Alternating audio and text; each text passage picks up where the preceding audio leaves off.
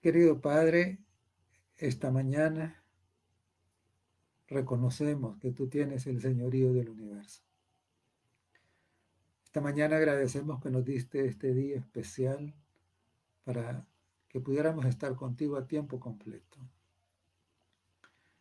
Y Dios, esta mañana queremos suplicarte que el Espíritu Santo descienda sobre cada uno de nosotros para que podamos recibir la bendición que tú quieres dar a tus hijos todos los días, pero de manera especial este séptimo día de la semana. Damos honor, honra, gloria y alabanza a tu nombre, a Jesucristo y al Espíritu Santo. Suplicamos, Dios, pues, que este culto, esta reflexión, este momento de adoración sea agradable delante de tus ojos. En el nombre de Jesús lo pedimos. Amén. La División Interamericana ha establecido que este mes y este sábado especialmente sean considerados como fechas en que se dé atención especial a las cosas relacionadas con la familia. Y esta mañana, precisamente, quisiera plantear una serie de preguntas para la reflexión de especialmente diría yo, de los adultos en los hogares, ¿no? Que son los que tienen como las riendas del hogar, que son los que al final tienen mayor responsabilidad. No es que los demás no tengan responsabilidad, sí tienen, pero al final quien orienta, quien establece las reglas, quien debe velar porque las cosas sean de cierta manera, son precisamente los adultos y de manera especial los padres, ¿verdad? Aunque cuando los padres están ausentes, esta responsabilidad recae sobre los adultos, que pueden ser abuelos, pueden ser tíos, pueden ser hermanos mayores, etcétera, ¿verdad? Entonces, claro, y la pregunta con la que voy a iniciar es, ¿cuál es la mayor responsabilidad familiar hoy? Hoy. Las responsabilidades familiares son enormes, son bastantes, ¿verdad? Pero digamos, la primera, la más importante de todas, hoy es la misma que ha sido a través de toda la historia. Y es la de preparar a la familia entera, a la familia completa, para ir al cielo. No hay una responsabilidad superior o de mayor prioridad que esa.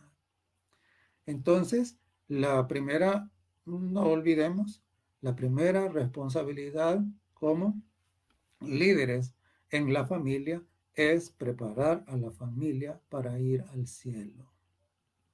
Ahora bien, esta preparación para ir al cielo pasa o requiere estar preparados para afrontar las crisis. Ciertamente, si no aprendemos a afrontar las crisis de una manera correcta, difícilmente vamos a estar preparados para ir al cielo. No es posible. ¿Y por qué me atrevo a decir esto? Por una razón. Cuando nosotros vamos al Evangelio de San Mateo, al Evangelio según San Mateo, en el capítulo 24, que es un capítulo que hemos estado mencionando mucho porque es de tanta actualidad en este momento de la historia, entonces nosotros encontramos en el verso 21 esta declaración. Dice, porque habrá entonces gran tribulación, cual no ha habido desde el principio del mundo hasta ahora, ni la habrá. Entonces, claro, Claro, Jesús dijo que habrá una gran tribulación. Tenemos eso en el futuro. Además de eso, ya Jesús, que en Mateo 24 tenía en mente el libro de Daniel, tenemos nosotros la declaración misma de Daniel en el capítulo 12, Daniel el capítulo 12, y en el Daniel el capítulo 12 y el verso 1. Dice, en aquel tiempo se levantará Miguel, el gran príncipe que está de parte de los hijos de tu pueblo, y será tiempo de angustia. Por lo menos en la versión Reina Valera del 60, que es la versión que uso cotidianamente. Si usted busca la palabra crisis no aparece. Pero aparecen estos términos que son similares, ¿no? Tiempo de angustia y tribulación. Eso está ahí. Entonces, claro, retomando, ¿no? La responsabilidad más grande como líderes familiares es preparar a nuestras familias para que vayan al cielo, y las familias no van a estar preparadas para ir al cielo si no están preparadas primero para hacer frente a las crisis que ya los profetas y el Señor Jesucristo mismo en un sermón profético nos dijo que van a venir. Ahora, me llama la atención porque esta idea de las crisis cada vez más complicadas a medida que nos vamos caminando, entrándonos en lo que es nuestro futuro ahora, está siendo, digamos, tan evidente que las crisis vienen que aún los incrédulos, a esta gente que la Biblia no le importa, aún ellos son conscientes de que hay una crisis que se acerca. ¿Y por qué puedo decir esto? Puedo decirlo bueno, hay muchas razones, pero solo voy a comentar dos casos. Uno, esta semana que estaba revisando una serie de artículos claro, en mi trabajo me toca mucho hacer eso, estaba revisando una serie de artículos relacionados de ciencias sociales relacionados con la pandemia. Y me llamó la atención porque hay un investigador social, un científico social, que escribió un artículo que se llama Ensayo para el fin del mundo. Me llamó la atención. Ensayo para el fin del mundo. Es curioso, ¿no? Porque entonces él comienza a describir el escenario en el que nos encontramos y dice, bueno, dice, yo no creo en el que es el fin del mundo, dice, pero, dice él, cuando nosotros vemos las fronteras de los países cerradas, dice, vemos que la gente encerrada en sus casas, vemos los supermercados con los estantes vacíos, que se está prohibida la movilidad y que hay riesgo de muerte en la calle y todo eso. Esto, dice, es como un entrenamiento para el fin del mundo. Y es un incrédulo el que lo dice. Es un incrédulo. Por otro lado, hay una suerte de subcultura que se llaman los preppers. Entonces, y claro, es fácil encontrar eso, ¿no? Especialmente hay varios canales de televisión que tienen unas series que presentan experiencias de los preppers. Y por supuesto, usted entra en internet y en YouTube hay cantidad de cosas relacionadas con los preppers. Entonces, pero en general, ¿qué son los preppers? Preppers viene de que son los que se están preparando para el colapso que viene. Y claro, llegan a extremos hasta cierto punto, ¿cómo se llama? Extremista, diría yo. Pero, ¿cuál es el punto? El punto es que aún los incrédulos están anticipando que viene una crisis mayor que las crisis que tenemos actualmente. Ahora bien, las crisis, la tribulación o el tiempo de angustia, van a servir como coladores. Desafortunadamente, lo dijo el Señor Jesucristo, no vamos a buscarlo, porque está ampliamente conocido, que en la iglesia conviven el trigo y la cizaña. También lo dijo allá en Apocalipsis cuando habló de que hay tibieza en la iglesia. Entonces, como líderes familiares, es nuestra responsabilidad asegurarnos que nuestra familia sea trigo, que no sea cizaña. Como líderes familiares, es nuestra responsabilidad que nuestra familia no sea tibia, sino que sea ardiente de amor por Cristo. Entonces, es importante. Y claro, eh, si eso no ocurre, entonces no estaremos listos, no vamos ¿cómo se llama? Cuando sea pasado el colador, la Biblia lo llama el zarandeo, es lo que dice el profeta Zacarías, entonces, claro, ahí se va a separar el grano, el trigo, que dice Apocalipsis 14, que va a ser recogido y puesto en el alfolí, y se va a separar de lo que el Salmo 1 le llama el tamo que lleva el viento, es decir, la cáscara, lo que está vacío, lo que no tiene nada.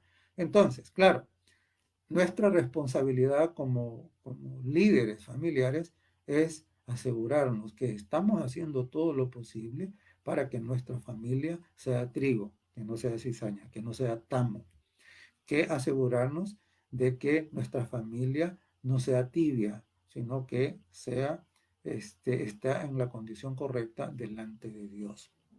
Ahora, la crisis actual que estamos experimentando, que en el caso nuestro, en El Salvador, se ha duplicado, por lo menos, por no decir triplicado, entonces en donde tenemos la pandemia, pero encima de la pandemia tenemos también a Amanda y a Cristóbal con todas sus consecuencias terribles, aparte de las demás cosas que ya existían antes, ¿no?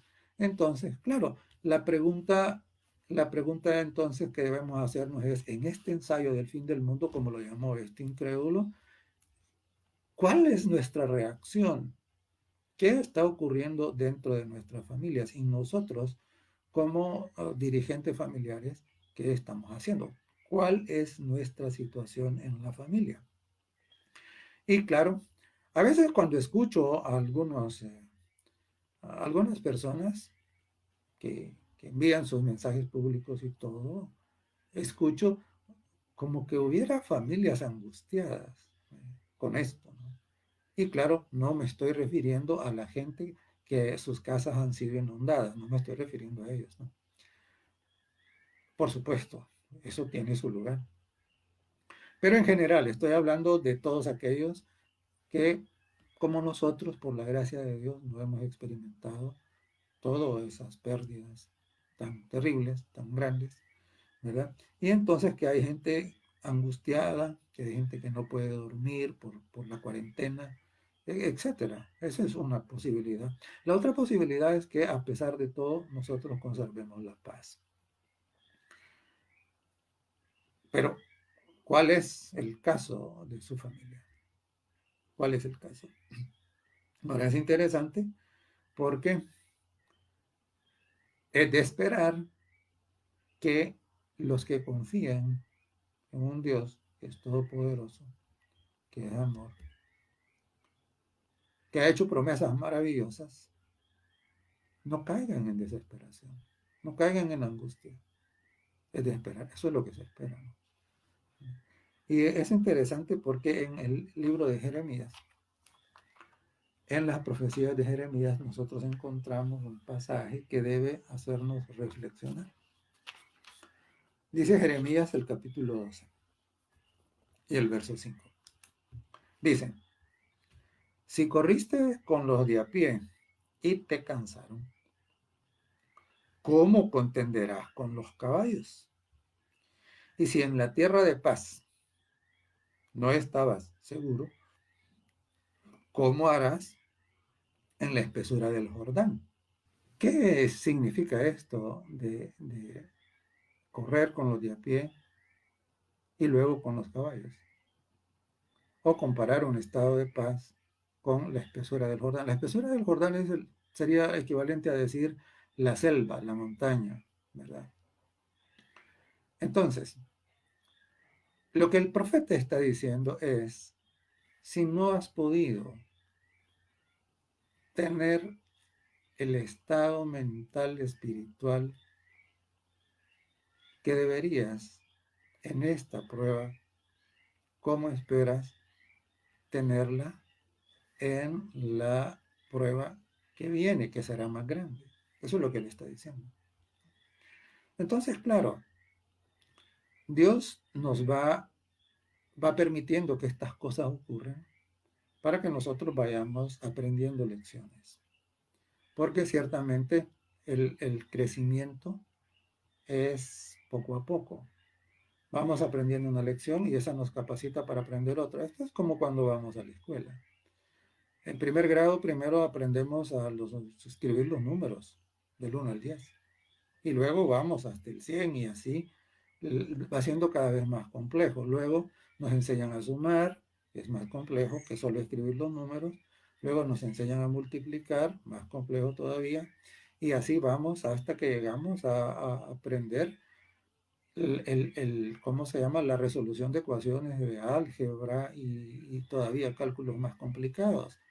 Pero hemos tenido que aprender primero las cosas anteriores.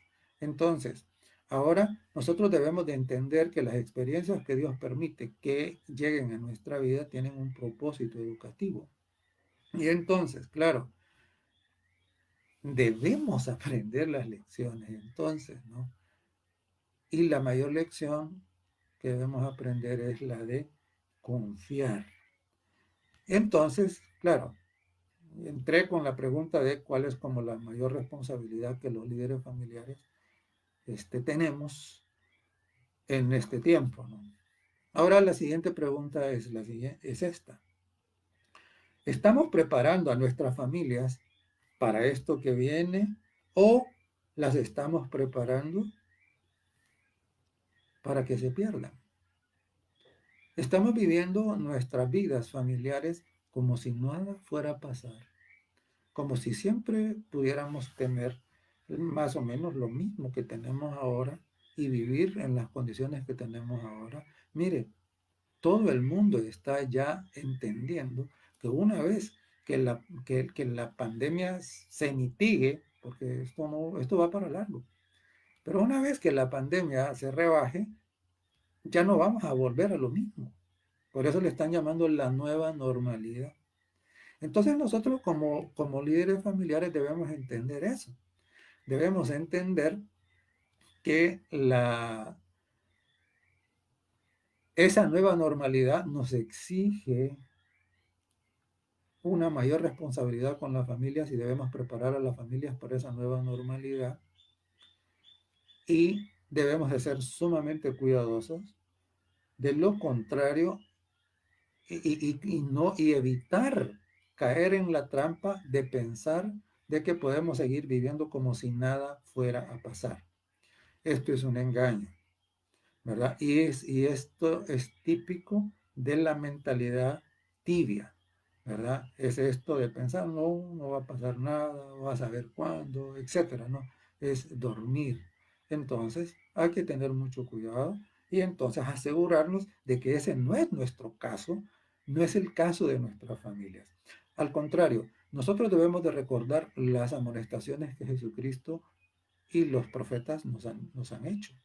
Jesús dijo, velad. Velad quiere decir estar atentos, estar despiertos, estar vigilantes, ¿verdad? Por lo que viene, ¿no? Entonces no estar pensando que vivimos y que las cosas van a seguir igual, o no va a haber mucho cambio con eso. Ahora, en este asunto de preparar a las familias, hay algunas personas de estos que tienen como más dinero, que han ido a algunas partes del mundo en donde han construido casas que no se incendian, han construido que no son afectadas mayormente por los explosivos normales.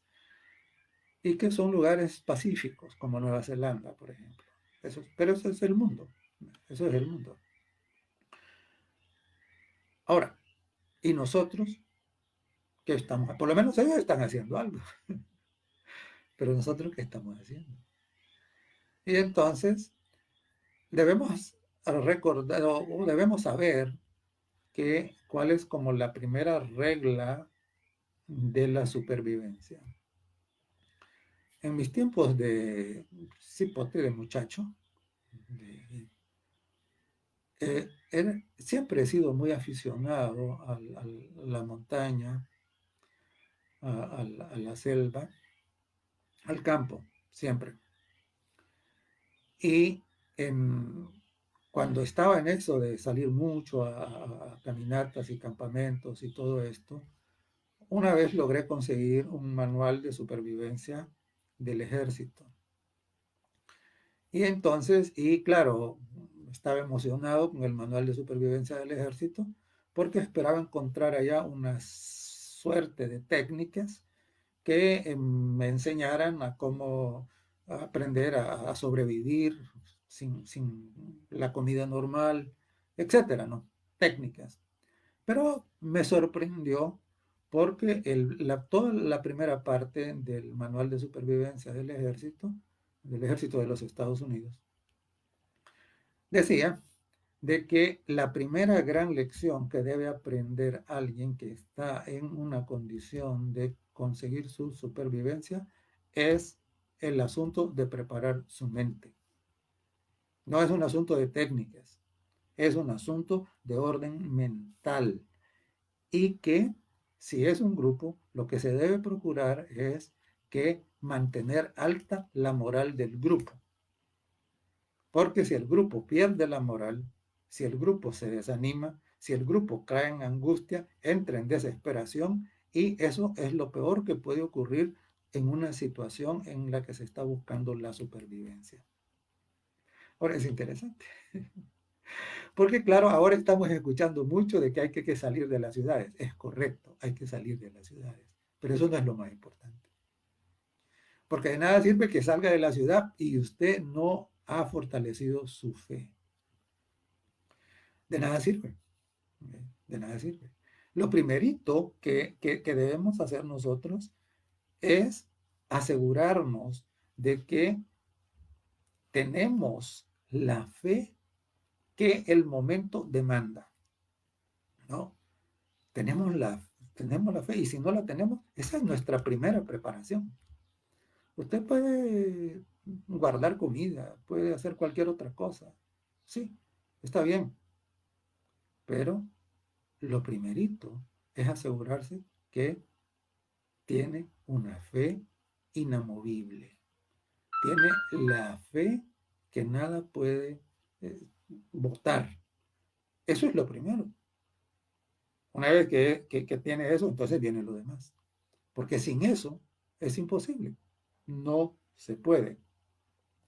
Y es interesante porque en la Biblia nosotros encontramos casos de gente que estuvo en crisis extremas, gente y que nos muestra el contraste entre los que habían alcanzado esa fe, esa alta madurez espiritual, diría yo, y los que no la habían alcanzado. Y un caso de esto lo vemos de manera bien transparente en el libro y en la experiencia de Job.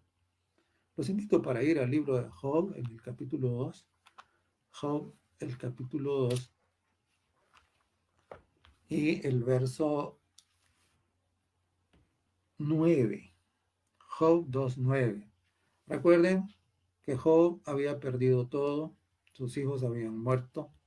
Además de eso, había una enfermedad grave, había venido sobre él. Entonces, y prácticamente lo único que conservaba era la vida. Prácticamente no tenía nada más, ¿verdad? Sus redes sociales, entre comillas, se habían fracturado. En realidad ya no tenía amigos, lo que tenía eran acusadores, ¿verdad? Y leamos entonces, recordando esto, leamos el verso 9 del capítulo 2. Su propia esposa, mire lo que dice. Entonces le dijo su mujer, ¿aún retienes tu integridad? maldice a Dios y muérete. Era obvio que esta mujer no había llegado a aprender la lección todavía. Pero miren la respuesta de Job, verso 10. Y él le dijo, como suele hablar cualquiera de las mujeres fatuas, has hablado. ¿Qué? ¿Recibiremos de Dios el bien y el mal no lo recibiremos? Y qué lindo. Porque en esa crisis extrema, dice la inspiración, en todo esto no pecó Job con sus labios. Ahora le voy a preguntar, ¿ha murmurado usted por lo que estamos pasando? ¿Le he murmurado yo? ¿Ah?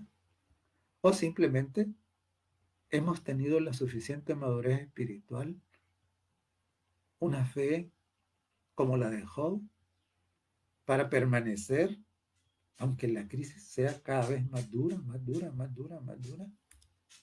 ¿O nuestra fe se compara con la fe de la esposa de Job? Era claro, ella estaba en desesperación, ¿verdad?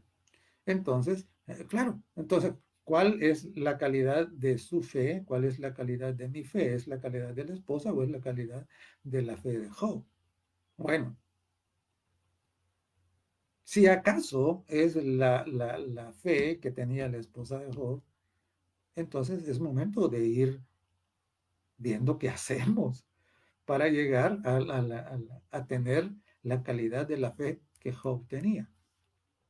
Entonces, insisto, como líderes familiares, somos responsables de que primero nosotros, porque nosotros no podemos requerir de nuestras familiares, de nuestros parientes que están bajo nuestra responsabilidad, nuestros hijos, y todos los demás que están bajo nuestra responsabilidad, no podemos requerir de ellos lo que nosotros no tenemos. Entonces, claro, nosotros necesitamos, antes de cualquier cosa, ser ejemplo. Y claro, debemos tener la fe que Job tenía. Eso es por eso que escribió el libro de Job, para que nosotros entendamos que puede ser que la crisis se vaya recrudeciendo cada vez más, cada vez más, cada vez más, pero que la crisis no mueva nuestra fe. Y claro, nosotros encontramos otros pasajes hermosos en el libro de Job, como por ejemplo, cuando él dice, no, pues yo, aunque se me deshaga la piel, dice, yo sé que mi Redentor vive. Entonces, claro. Ahora, también tenemos otro ejemplo de esa fe, de esa madurez espiritual y de esa fe inamovible en el libro de Daniel. De hecho, en el libro de Daniel tenemos más de un ejemplo de esto, pero vamos a mirar solamente uno. Daniel, el capítulo 3. Daniel, capítulo 3.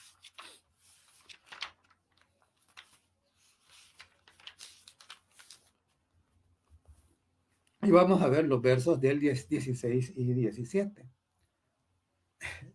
Claro, esta era una crisis distinta de la que experimentó Job, pero era también una crisis muy grave, muy grave. En algún sentido, más grave que la que Job estaba pasando. La de Job era más dolorosa, pero quizás esta era como más amenazante. Estoy en Daniel, el capítulo 3, los versos 16 y 17. Y dice, Sadrach, Mesach y Abednego respondieron al rey Nabucodonosor diciendo, no es necesario que te respondamos sobre este asunto. He aquí nuestro Dios a quien servimos puede librarnos del horno de fuego ardiendo, y de tu mano, oh rey, nos librará. Verso 18. Esto todavía es más difícil de decir. Y si no, sepas, oh rey, que no serviremos a tus dioses, ni tampoco adoraremos la estatua que has levantado. Es interesante. Es interesante, ¿no? ¿Por qué? Mire, La fe madura, esa fe necesaria para sobreponerse a cualquier tipo de crisis, es una fe que se caracteriza por aceptar los designios de Dios, por entender que Dios no se equivoca, que Él lo que hace o lo que permite es porque a nosotros nos va a resultar de bendición, aunque nosotros no lo entendamos. Y estos muchachos estaban absolutamente seguros en el que Dios es un Dios poderoso. Pero ellos, es interesante porque son humildes. Son humildes en el sentido de que, aunque saben que Dios es poderoso, saben que Dios los puede librar. Y de hecho dicen, no nos va a librar. Pero si no nos librara, dicen, nosotros no lo vamos a traicionar. Esa es la fe que nosotros debemos cultivar en nosotros mismos y cultivar en el resto de nuestras familias. Imagínense qué labor tan grande hicieron los padres, las madres de estos muchachos. Qué labor tan grande hizo el padre y la madre de Job. ¿Sí? ¿Sí? Entonces, claro. Ahora pensemos un poco. Si nuestros hijos están sometidos a la presión de ser arrojados al horno de fuego, en las versiones modernas del horno de fuego, por supuesto, ¿no? ¿Cómo reaccionarían ellos? Ahora es interesante.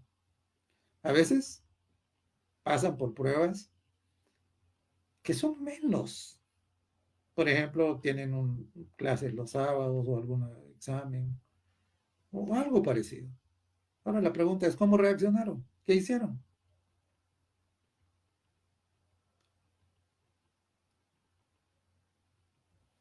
La fe no es automática en nuestra vida. Nosotros necesitamos cultivar esa fe. Es nuestro deber cultivar esa fe. Cultivo implica esfuerzo. Cuando usted tiene una parcela y va a cultivarla, entonces debe comenzar ¿por qué? Debe comenzar por arrancar todas las malezas que están ahí y eso requiere esfuerzo. ¿Mm? Y luego tiene que prepararle tierra, eso requiere esfuerzo, eso significa cultivar.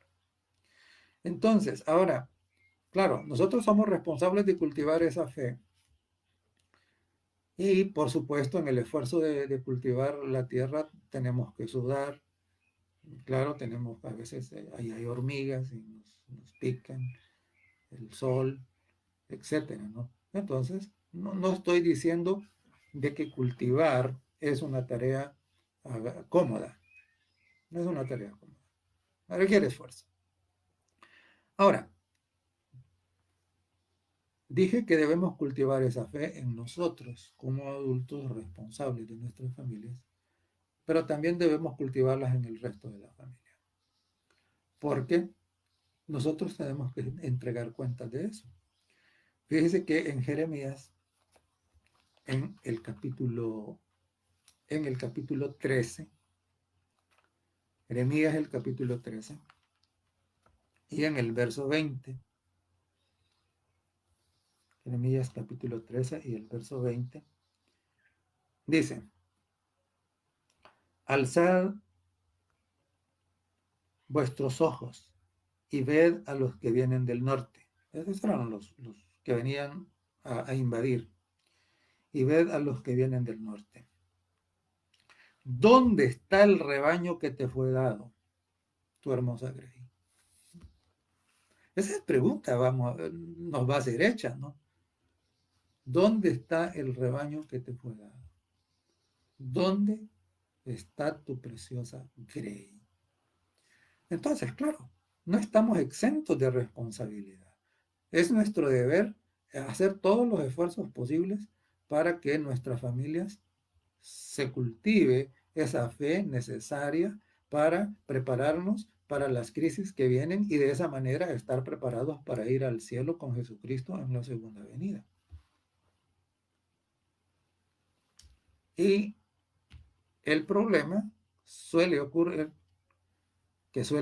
es que a veces no estamos dispuestos a sacrificar nuestra comodidad. Y entonces, claro, dejamos que nuestros hijos hagan lo que quieran, ¿verdad? Porque no queremos entrar en tensión con ellos. Que ellos hagan su voluntad, que ellos crezcan ahí como sin control, sin dirección. Pero de esa manera, lo que estamos haciendo es preparando a nuestras familias para que se pierdan, eso es. Y claro, cualquiera podrá decir, no, pero yo hago todo lo posible y todo lo... Bueno, eso es lo que usted va a decirle al Señor. Cuando el Señor pregunta, ¿dónde está el rebaño? ¿Dónde está la grey que te encomendé? Entonces, claro, usted podrá levantar su rostro y podrá decirle, Señor, yo les dije esto, les enseñé esto, les di este ejemplo. Al final, ellos no quisieron. Está bien, usted hizo lo que le toca. Pero que ellos sean rebeldes y ellos sean desobedientes y ellos no atienden, eso no lo exime a usted de responsabilidad. Usted es responsable de hacerlo, ¿verdad? Entonces, claro, ahora, también ellos tienen que entregar cuentas. Nuestra responsabilidad es hacer todo lo que está de nuestra parte para que ellos reciban la orientación adecuada, el cultivo adecuado de la fe, para que pongan las prioridades en orden. Ese es nuestro deber. Debemos asumirlo, aunque a veces ciertamente resulte incómodo. Ahora, es interesante, ¿por qué? Porque en este tiempo en el que estamos viviendo, estas generaciones más jóvenes son esclavas de la comodidad y de la diversión. Es increíble, pero ¿cómo no existe la más mínima disposición al sacrificio?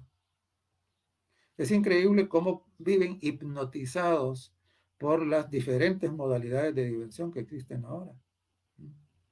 Y claro, al, al no tener una familiaridad con la palabra de Dios, con los valores espirituales, se vuelven materialistas.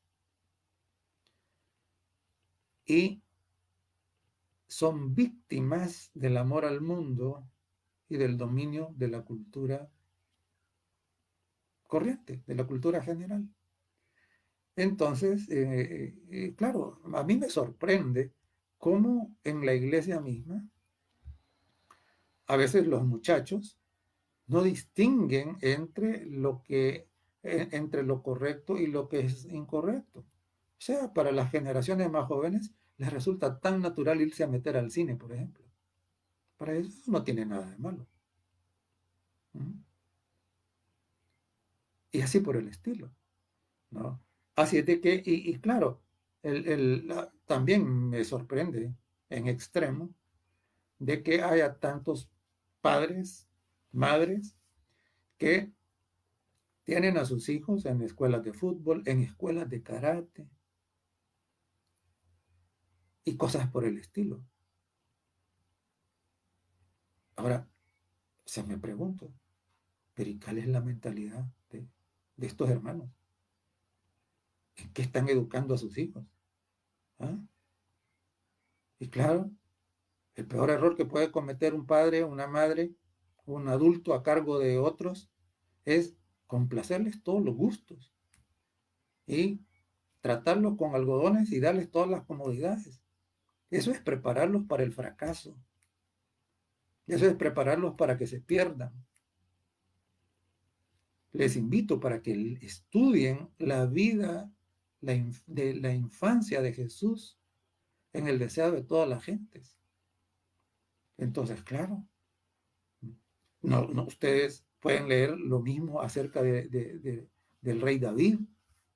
David no creció como un inútil. De hecho, hay un montón de niños y muchachos ahora que no saben hacer absolutamente nada. Son inútiles. Pero eso es arruinarlos. Entonces, claro, usted y yo como adultos responsables de familia, tenemos culpa en que eso sea así. Entonces, si ese es el caso suyo, es el momento de cambiar.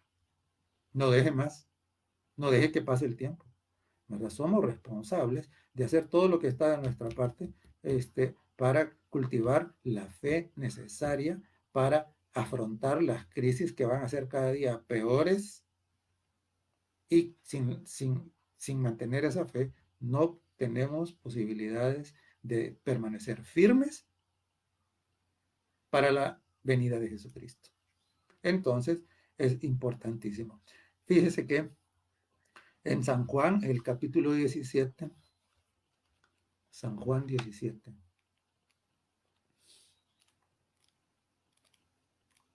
San Juan 17 contiene la oración intercesora de Jesús.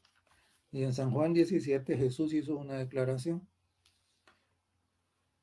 Los versos 15 al 17 dicen: no ruego que los quites del mundo, sino que los guardes del mal.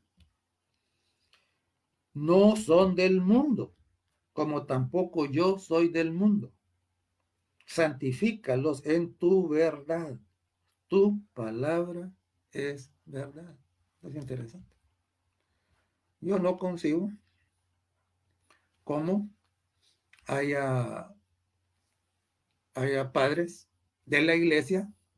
En el mundo no me extraña porque son del mundo, pero en la iglesia, que desde pequeños van metiendo a sus hijos en el fanatismo de los deportes y van poniendo delante de estas mentes que son como esponjitas que todo lo absorben, los modelos de los futbolistas estos famosos. Entonces, ¿cómo es posible? Y desafortunadamente he visto esto a veces no solo en los miembros de la iglesia, pero también en los que dirigen. Entonces, ¿cómo es posible? Esto no puede seguir. Esto tiene que cambiar. Y claro, igual que eso, habrán muchas otras cosas. Me sorprende también como a veces las niñas tan chiquititas y ya las vemos como. Las vemos con los tacones más allá de lo que deben y con llenas de cosméticos y todo eso. Y mi pregunta es, ¿y para qué hacen eso? O sea, yo entiendo que las mujeres hacen eso para atraer las miradas de los hombres, pero ¿y eso qué lugar tiene en la vida de una niña? ¿Ah? Ahora, a mí lo que me dice eso es que la cultura del mundo impera en la mente de esa familia, de esa familia.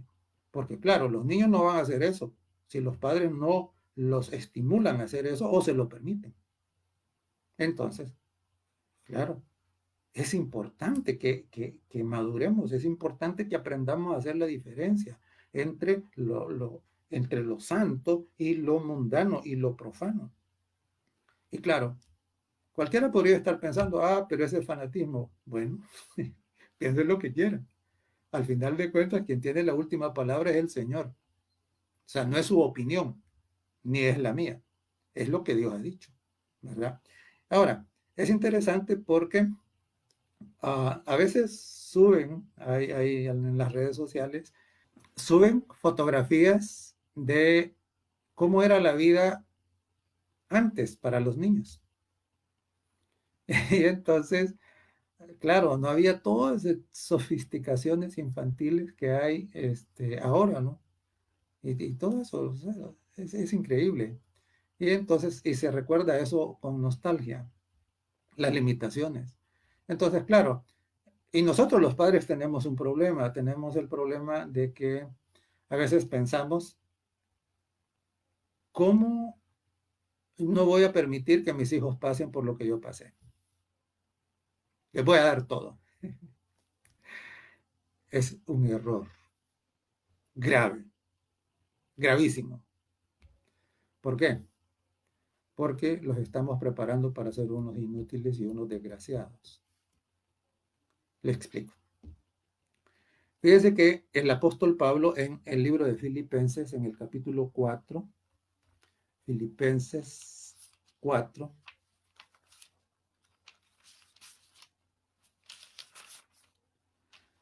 los versos 11 y 12 dice así: no lo digo porque tenga escasez, pues he aprendido a contentarme cualquiera que sea mi situación. Sé vivir humildemente y sé tener abundancia. En todo y por todo estoy enseñado, así para estar saciado como para tener hambre, así para tener abundancia como para padecer necesidad. Entonces, ¿cuál es el problema? Fíjense que es interesante. A los niños que nunca les ha faltado nada, usted les pone algo en la mesa y lo rechazan. No quiero esto, no me gusta. Quiero otra cosa. Quiero lo que ve en televisión. ¿Por qué? No estiman, no aprenden, no aprecian lo que les pone en la mesa. ¿Por qué?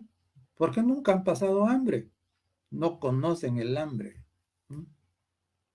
No saben lo que significa andar con zapatos rotos o andar descalzos. No lo saben. No saben lo que significa recorrer 2, 3 cuadras con un cántaro lleno de agua. Pesa. No saben. Entonces, claro, creen que la vida es color de rosa. No, la vida no es color de rosa. Entonces, claro. Pero Pablo dice, he aprendido a estar contento cualquiera que sea mi situación. ¿Y cómo es que aprendió eso? ¿Usted cree que lo aprendió porque tenía todo? No, no aprendió así. Entonces, claro. Ahora, nuestros hijos, ¿qué estamos criando? ¿Mm? Así es de que es importante que hagamos como este examen de qué es lo que, la manera en que nosotros estamos conduciendo a nuestras familias y las estamos preparando para el fracaso, las estamos preparando para que cuando llegue el momento de esta crisis en que no se podrá comprar ni vender, a menos que nos dobleguemos a adorar a la bestia y su imagen,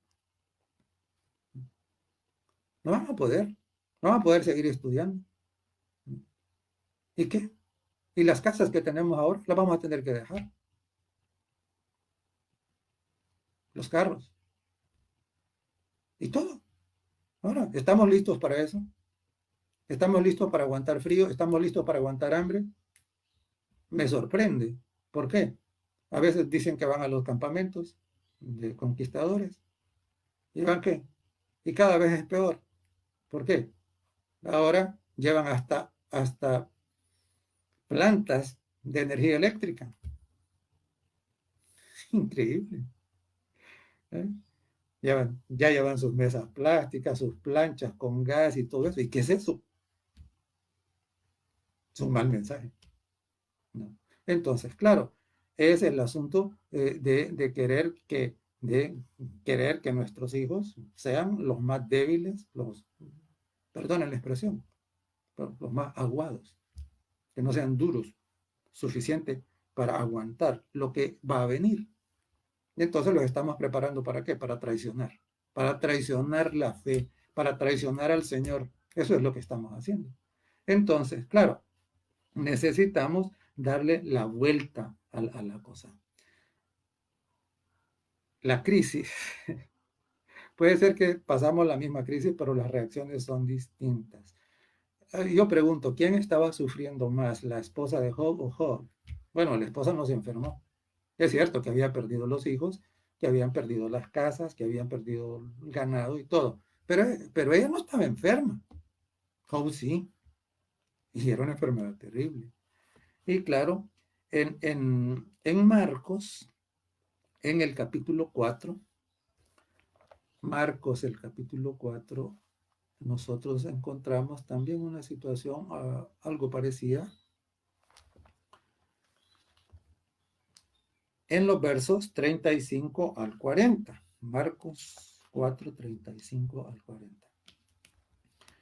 Dice, aquel día cuando llegó la noche les dijo, pasemos al otro lado. Jesús les dice a los discípulos.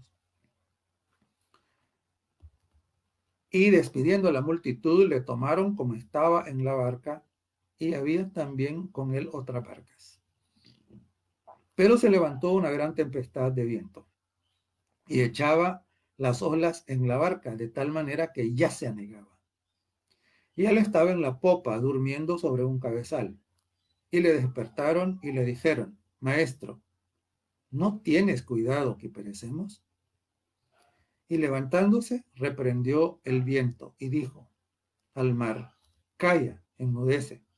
Y cesó el viento y se hizo grande bonanza. Y les dijo: ¿Por qué estabas amedrentados? ¿Cómo no tenéis fe? Y hermanos, yo no sé si ahorita usted está amedrentado, pero aquí Jesús deja claro que la causa del amedrentamiento es precisamente la falta de fe.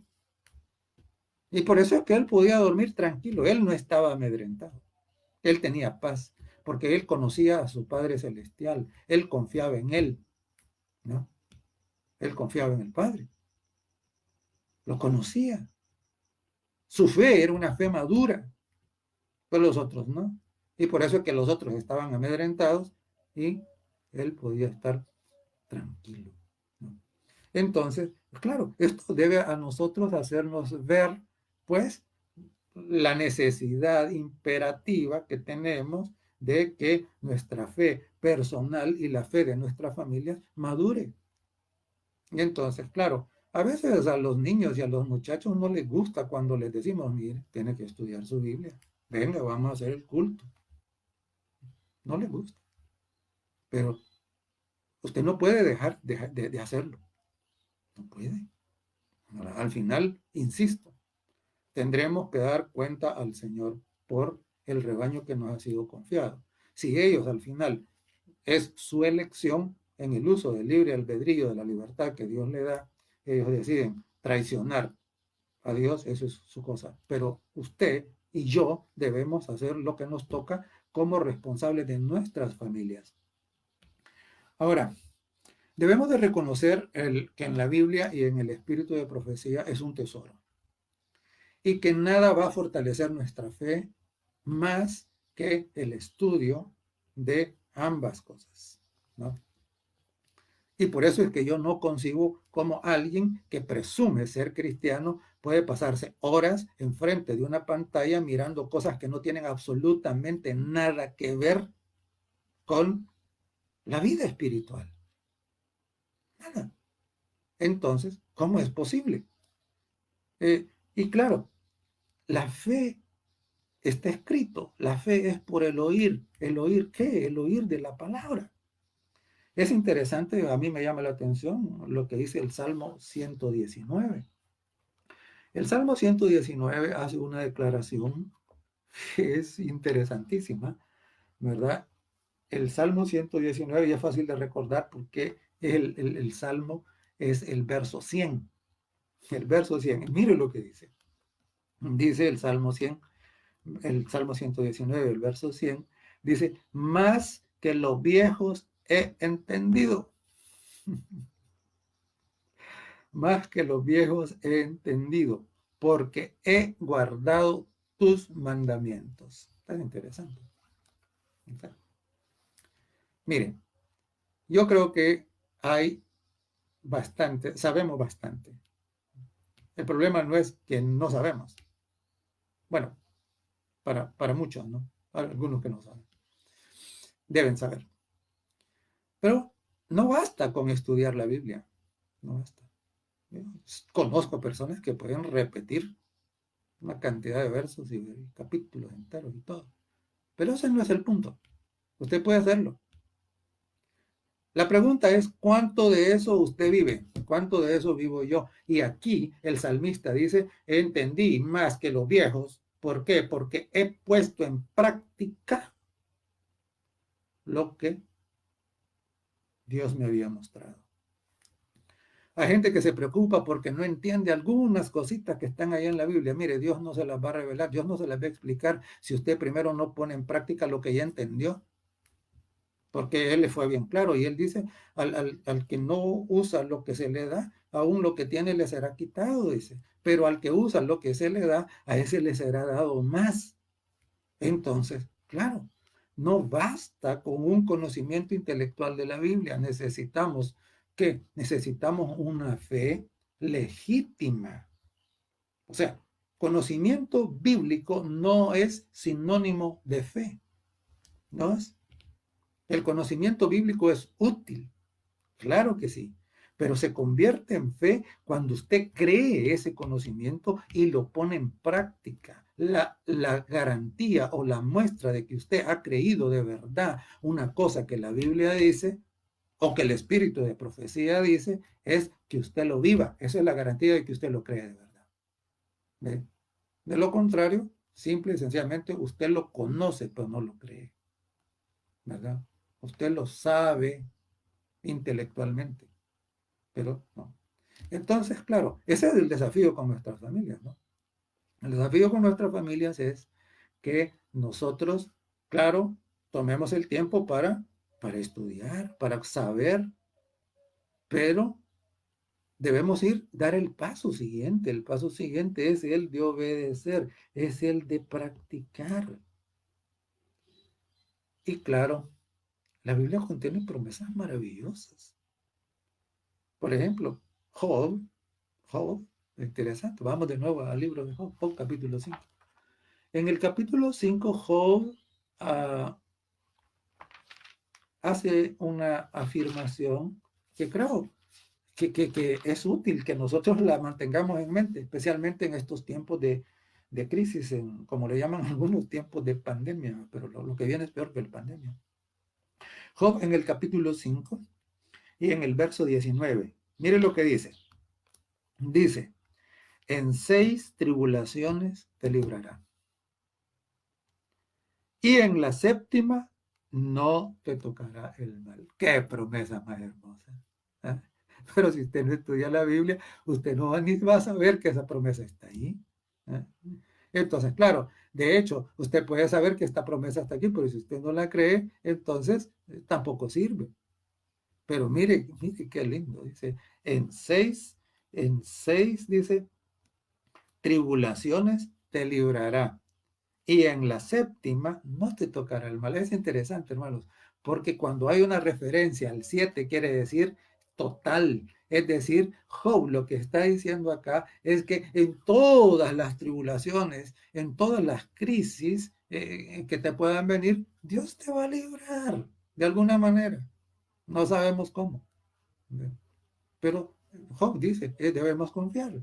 Y termino uh, recordándole, porque de seguro este es un salmo que usted conoce, el Salmo 46, es un salmo muy, muy recordado, diría yo que es un salmo muy amado, es el Salmo 46. Dice el Salmo 46:1, Dios es nuestro amparo y fortaleza, nuestro pronto auxilio en las tribulaciones. Por tanto, no temeremos, aunque la tierra sea removida y se traspasen los montes al corazón del mar, aunque bramen y se turben sus aguas y tiemblen los montes a causa de su braveza. Hermanos, esto es lo que debemos creer. Esto es lo que debemos recordar. Esto es lo que debe estar presente en nuestra mente, ¿no? Y entonces, claro, entonces estaremos listos, ¿no? Para afrontar. Mire la crisis que está describiendo el salmista acá. Es más que las inundaciones. Dice que se traspasen los montes al mar, que tiemble todo, eso es lo último, que la tierra se destruya. No temeremos, ¿verdad? Porque Dios es nuestro amparo y fortaleza. Entonces, claro, el temor viene cuando olvidamos que Dios es nuestro amparo y fortaleza. El temor viene cuando perdemos la fe. Eso es lo que Jesús dijo. ¿Por qué estáis amedrentados? ¿Dónde está su fe? Entonces, claro, nuestras familias estarán listas para la segunda venida de Cristo si hemos cultivado esta clase de fe en su mente, en su corazón, en su vida. Esta es la primera y más grave responsabilidad que tenemos con nuestras familias delante de Dios. Es procurar que desarrollen esta fe. Y claro, como dije antes, eso no va a pasar si primero no la desarrollamos nosotros. Que Dios nos bendiga, hermanos, y que cada uno de nosotros pueda asumir esa responsabilidad de padres o de adultos responsables que conducen un hogar, una familia. Que el Señor nos conceda la sabiduría para hacer lo que debemos hacer en esta situación. Oramos. Padre querido, ayúdanos a ser responsables para que en el momento cuando tengamos que dar cuentas de nuestro rebaño, podamos decir con propiedad que nosotros hicimos nuestra parte. Oramos para que bendigas a nuestros hijos, para que bendigas a nuestros parientes y bendigas a todos aquellos sobre los cuales tenemos algún tipo de influencia. Ayúdanos a crecer y tener la misma fe que Jesús tenía. La fe que se reflejó en Job, que se reflejó en los muchachos en Babilonia. Queremos que esa sea la nuestra, porque solo así estaremos listos para afrontar a lo que viene en el futuro y para poder ir al cielo precisamente ante tu presencia. Bendito sea tu santo nombre, Señor. En Jesús te lo pedimos todo. Amén.